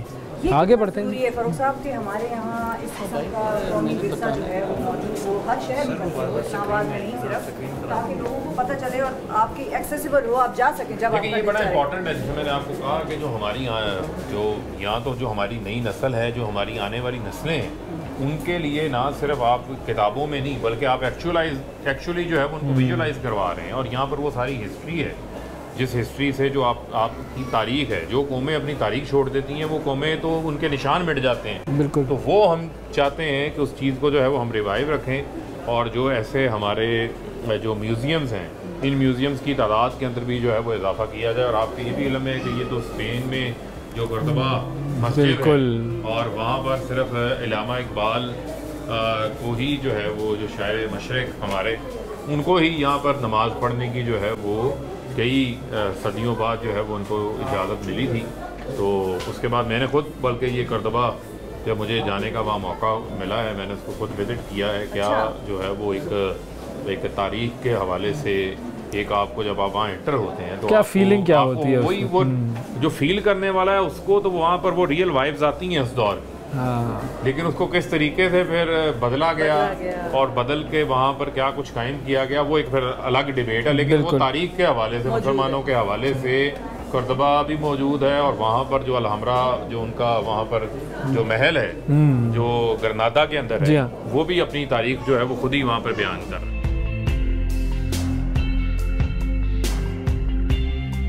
ये जिस कॉर्नर पे आए हैं, जिस सेक्शन में आए हैं, ये मेरे बड़े दिल के जो है ना वो करीब है, और जो है वो एक हूँ मुस्लिम हरम की पासबानी के लिए। तो यहाँ पर जो खुतबा इलाहाबाद है, जो टोटल नक्शा ही चेंज हो गया। आप देखें कि पाकिस्तान को जो है वो बनाने के हवाले से, और जो इस हवाले से एक जो ख्याल जो सामने पेश आया, वो मैं समझता हूँ कि एक मशहूर है खुतबा इलाहाबाद, ये उसको जो है वो रिवाइव कर रहा है। तो ये जी हम अब जो है वो अल्लामा इकबाल की जो पर्सनल बिलोंगिंग्स थी, जो चीज़ें उनके ज़ेर इस्तेमाल थी, ये उनको जो है वो महफूज किया गया है। यहाँ पर आप देख सकते हैं कि ये उसका यहाँ पर लिबास मौजूद है, जो उनका बोस की शर्ट, जो उनका कोट है वो मौजूद है, और बोस की शर्ट मौजूद है, जो स्पेशल जो उनकी वेलवेट की ब्लैक कैप है वो मौजूद है। इसके आगे अगर आपको हम दिखाएं तो ये तो चलें उनकी वो तमाम चीज़ें जो उनके ज़ेरे इस्तेमाल थी, लेकिन यहाँ पर एक बड़ी अहम चीज़ है, वो इनके अल्लामा इकबाल का जो रोज़नामचा में जो उनके अखराजात हैं, यानी कि लेजर जो है वो लिखे जाते थे, और ये उसका भी रिकॉर्ड जो है उसी हालत में जो है वो यहाँ पर मौजूद है। मैं समझ गई हूँ बात। तनख्वाहें मुकम्मल तौर पर लिखी हुई हैं।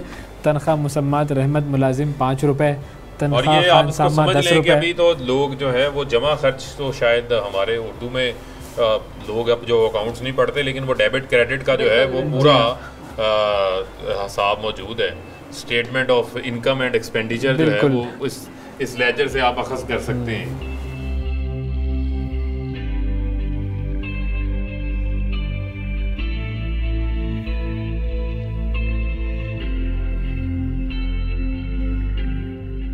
आज अब हम जो कायद की जो पर्सनल बिलोंगिंग्स हैं उस सेक्शन के अंदर मौजूद हैं, और आपको पता है कि कायद आज़म मोहम्मद अली जिन्ना जो हैं वो बड़े खुश लिबास थे, और बल्कि जो है वो एक आप समझ लें कि उनकी एक पूरी एक जो है वो स्टाइल स्टेटमेंट उनकी अपनी होती थी, और एक अपना वर्सटाइल कायद का एक अपना उनका एक अंदाज़ था। तो ये जो शेरवानी है सामने जो हमें नज़र आ रही है, जब ये गवर्नर जनरल का, पाकिस्तान के पहले गवर्नर जनरल का जब उन्होंने ओथ लिया, तो उस वक्त ये शेरवानी जो है वो उन्होंने ज़ेब तन की।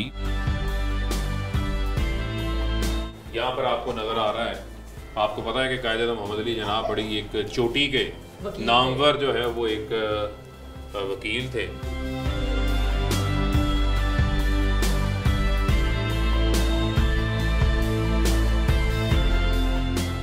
कायद आज़म मोहम्मद अली जिन्ना के हवाले से बड़ी वादे थी, वो जो कुछ था वो उनकी अपनी हक हलाल की जो है वो कमाई थी, उसमें जो है वो सरकार का ना एक आने का भी जो है वो किसी किस्म का कोई बेनिफिट जो है वो शामिल उसमें नहीं था।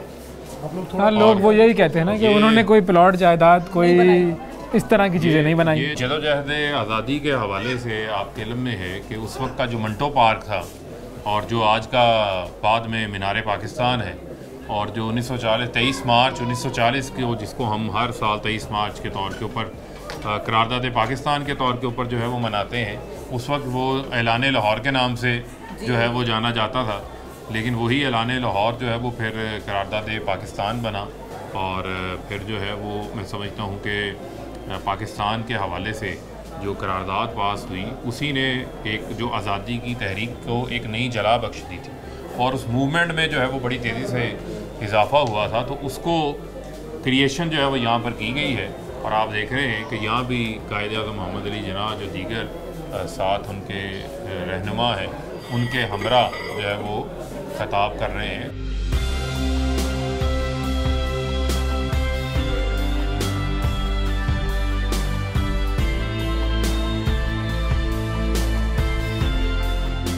ये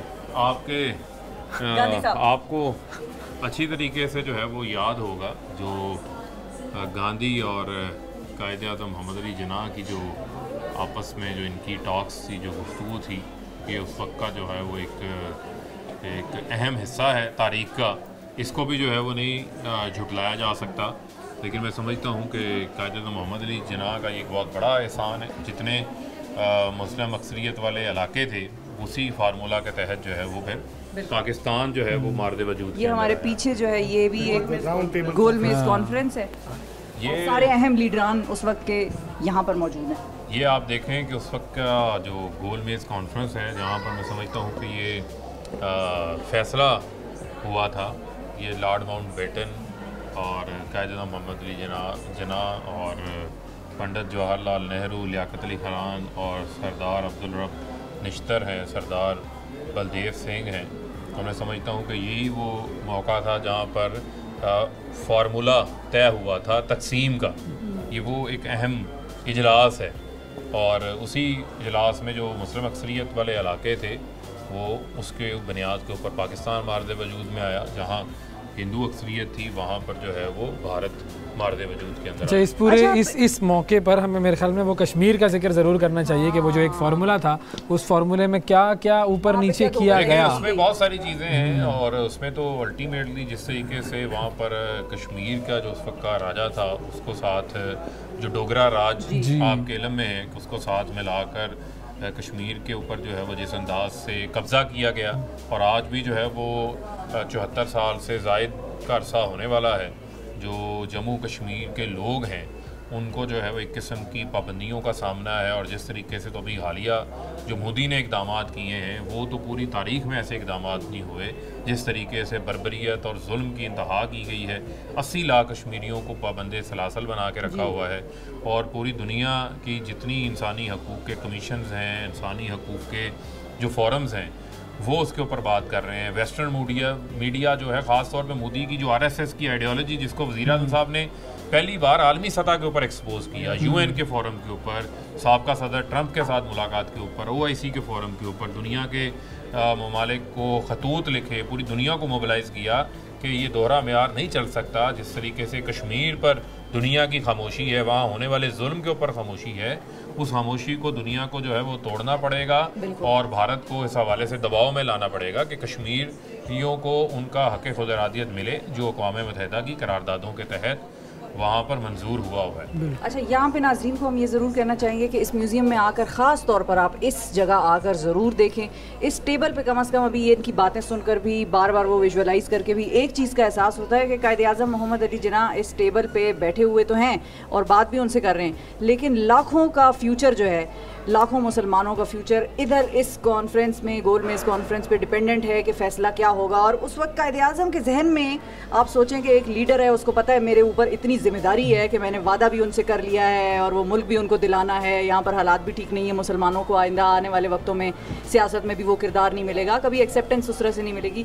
क्या चल रहा होगा उनके माइंड में? और फिर 1 वर्सेस 2 का सिलसिला है ना, क्योंकि अकेले हैं वो कायद-ए-आज़म, यानी कि मुसलमानों की रिप्रेजेंटेशन जो है वो कर रहे हैं और सामने जो है वो हिंदूज और ये जो बरतानवी राज, ये तो दोनों आपस में मिले हुए हैं। लेकिन आप इसमें ये देखें ना कि सबसे बड़ी जो कायद-ए-आज़म मोहम्मद अली जिन्ना की मैं समझता हूँ खूबी है कि उन्होंने पूरे बरसगीर में क्रॉस द बोर्ड जो है एक तहरीक पैदा कर दी आज़ादी के हवाले से। अब लोग जो हैं लोगों के अंदर आग लग गई थी, लोगों के अंदर आग लग गई थी और हर जगह के ऊपर जो था यही था कि लेके रहेंगे पाकिस्तान, बन के रहेगा पाकिस्तान, पाकिस्तान का मतलब क्या, ला इलाहा इल्लल्लाह। ये तो हर बंदे के एक दिल की और ज़ुबान का हिस्सा बन चुका हुआ था।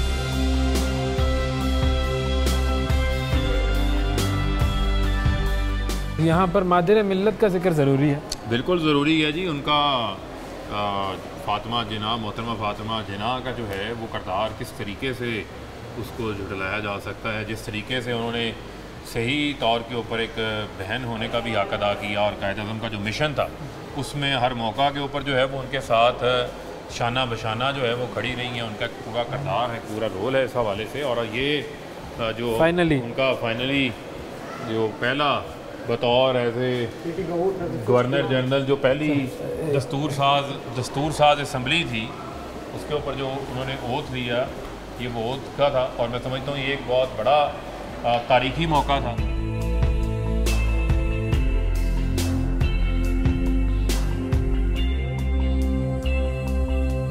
बग्गी नज़र आ रही है और ये बिल्कुल वो हकीकी बिल्कुल रियल बग्गी है जिसके ऊपर कायद-ए-आज़म मोहम्मद अली जिन्ना अपनी हमशीरा मोहतरमा फातिमा जिन्ना के साथ जो है वो स्टेट बैंक का जो इफ्तिताह है उसकी इनॉग्रल सेरेमनी के ऊपर आए थे। और ये आपको वो प्रेसिडेंशियल गार्ड्स भी जो है वो नज़र आ रहे हैं, जो हमारा एक फॉर्मल रवायत है, एक तरीक़ाकार है उस हवाले से।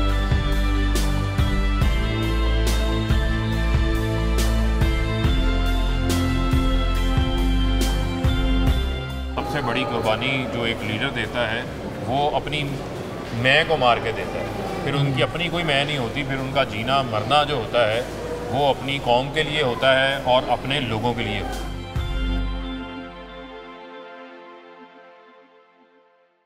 तो ये तो था जी आज़ादी म्यूजियम का हाल। फिटनेस जो है वो इंसान की ज़िंदगी में बड़ी ज़रूरी है और बहुत सारे लोग एक्सरसाइज करते हुए डरते हैं, घबराते हैं, कतराते हैं और सबसे बड़ा मसला ये होता है टाइम आजकल नहीं होता, रोजाना कैसे जा सकता है इंसान, ये भी बड़ा मसला है। तो फिर अब आप हफ्ते में एक दिन जाएं सिर्फ 20 मिनट के लिए। और ये जो सारा सिलसिला है ये आपको समझाएंगे हमारे जो नुमाइंदे हैं आशिर और रिजवान, वो एक खास जगह पहुंचे हैं, देखते हैं वो क्या कर रहे हैं। अरे रिजवान क्या हो गया भाई, ये मुझे दो, तुम्हें खाने की जरूरत नहीं है भाई, कितना खाओगे? नहीं यार मुझे खाने दो अशर भाई, ये मुझे दे दो, ये तुम्हारे खाने की चीजें नहीं है, तुम्हें खाने की जरूरत नहीं है, तुम्हें शेप में आने की जरूरत है। क्या मैं शेप में नहीं हूँ यार? नहीं, कहाँ से शेप में हो? इतना क्यूट लग रहा हूँ। ये आप अपने आप को क्यूट लग रहे हैं, क्यूट लगने के लिए थोड़ी बॉडी वॉडी बनानी पड़ती है, ये पेट अंदर करना पड़ता है ना कि खाना खाया जाए। ये अंदर हो गया, ऐसे नहीं अंदर होगा, इस पेट को अंदर करने के लिए एक प्रॉपर प्रोसीजर होता है। आए मैं आपको इस प्रोसीजर की तरफ लेके चलूँ। ठीक है, लेकिन पैटीज मैं ज़रूर खाऊंगा। पैटीज मैं आपको बाद में खिलाऊंगा। अच्छा रिजवान, अब बहला फुसला के जिम में तो ले ही आया हूँ मैं आपको, तो क्यों ना बाकी प्रोसीजर भी स्टार्ट किया जाए।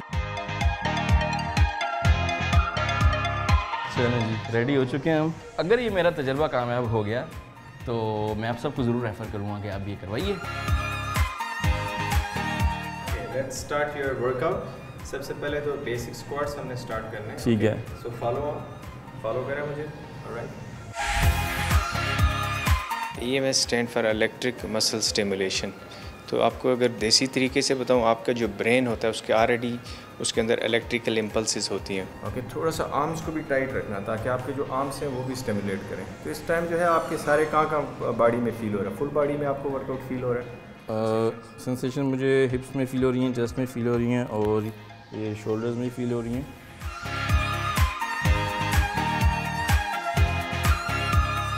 अब जब भी आप कोई मूवमेंट करते हैं तो ब्रेन आपका इलेक्ट्रिकल सिग्नल मसल को भेजता है, फिर आप वॉक करते हैं या चलते हैं। अपने मसल्स को ऐसे कर लें स्ट्रेट। ओके, स्क्वीज़ करें थोड़ा सा। ऑलराइट, अभी थोड़ा सा फ्रंट पे लेके चेस्ट पे, चेस्ट को थोड़ा सा लिफ्ट अप करें।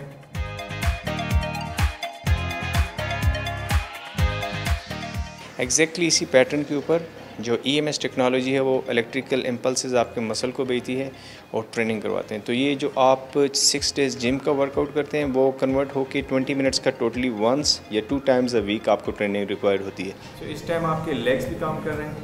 Exactly, chest, arms, back, everything.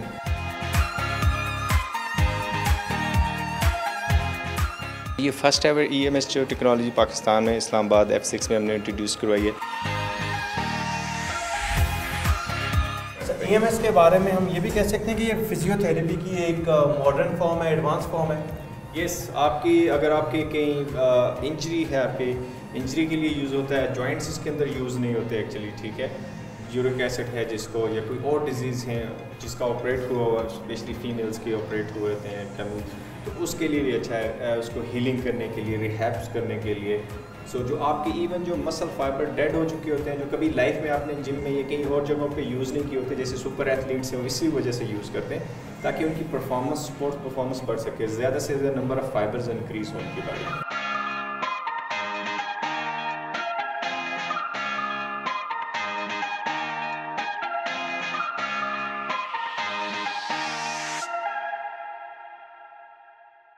तो शिफा देख लिया आपने, ये है एक्सरसाइज, तो करंट वरंट लगता है और उसके बाद इंसान सेहतमंद हो जाता है। मसल स्टिमुलेट होते हैं आपकी इलेक्ट्रिक पावर से। जी, तो ये तो एनर्जी कर दूं आराम से, इसमें क्या है, आप बैठे किसी दिन करंट लगाता हूँ मैं आपको। ये तो पता लगेगा जब ये करके आएंगे हमारे नौजवान, जब ये आ जाएंगे तो हम उनसे पूछेंगे कि कैसा महसूस हो रहा है 1-2 दिन बाद।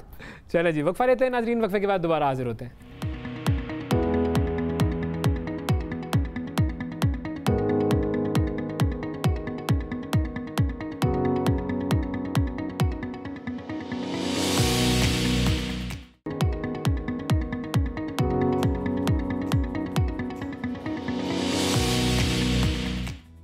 Welcome back to the program नाजरीन। एक बड़ा अहम मसला है और वो ये है कि मानसून के सीज़न में बाल और स्किन का बड़ा बुरा हाल हो जाता है। इसको कैसे बचाएं, मानसून में अपनी स्किन को और बालों को कैसे ठीक ठाक रखें, इस पर हम बात करेंगे। हमारे साथ डॉक्टर अर्मिला जावेद साहिबा मौजूद हैं जो कि माहिर अमराज़ जिल्द डर्माटोलॉजिस्ट। अस्सलाम वालेकुम। वालेकुम अस्सलाम।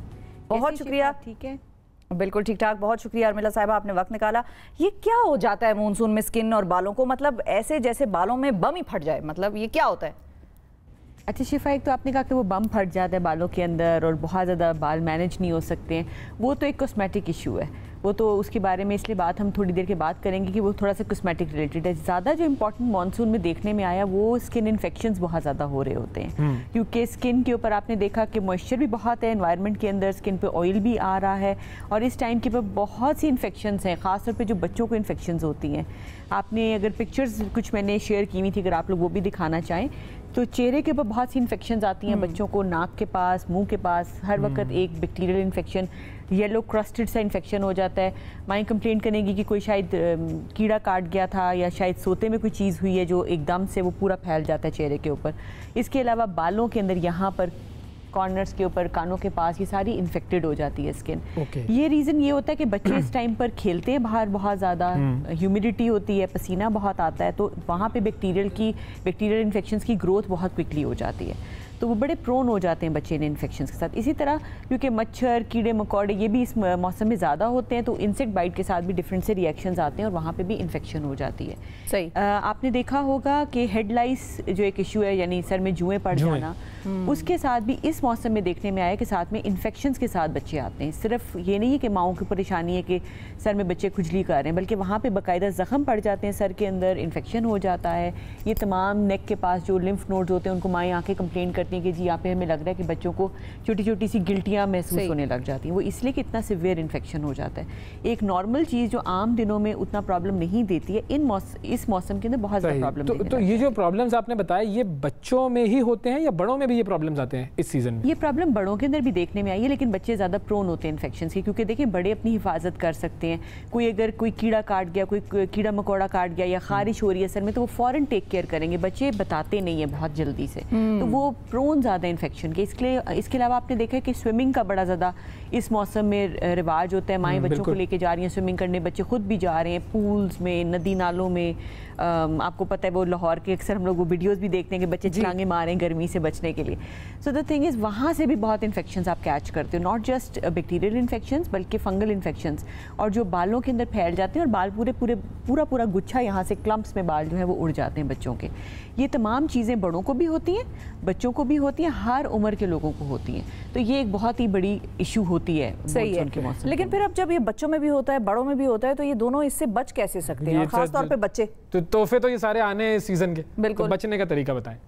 ये इस मौसम के तोहफे हैं। इससे बचने का तरीका ये कि सफाई का ज़्यादा ख्याल रखा जाए, क्योंकि ह्यूमिड है, चिपचिप वाला मौसम हुआ है, बहुत ज़्यादा एनवायरनमेंट के अंदर पानी की मिकदार बढ़ी हुई है, तो नहाना जो है वो रोज़ाना ज़रूरी है।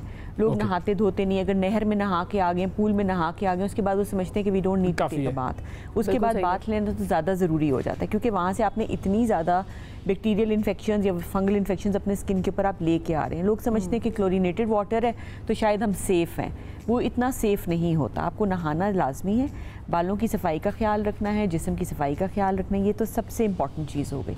अब जो अगर कोई कीड़ा मकोड़ा काट गया है तो उसको फ़ौरन आप चेक कराएं। ये नहीं कि ऊपर तेल लगा लिया, इस तरह के जो देसी टोटके होते हैं घर में, ये चीज़ लगा ली, इससे आराम नहीं आएगा।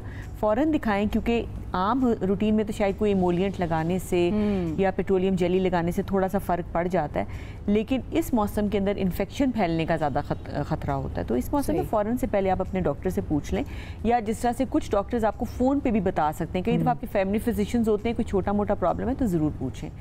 खुदा ना खास अगर सर में बच्चों को आपको लग रहा है कि खारिश करें बहुत ज़्यादा या जुएँ पड़ गए, तो वो एक से दूसरे को लगती हैं, तो इस सूरत में पूरे घर का इलाज करना ज़रूरी होता है। ये नहीं कि सिर्फ एक जो बच्चा बस उसको आपने इलाज कर लिया।